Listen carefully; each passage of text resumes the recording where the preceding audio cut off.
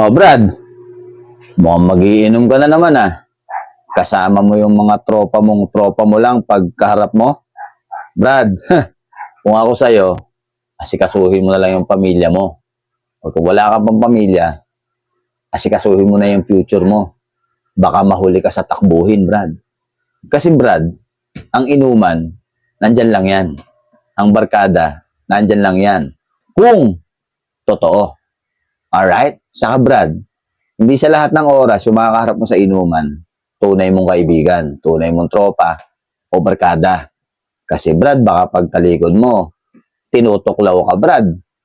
Matindi ang kamandag niyan, Brad.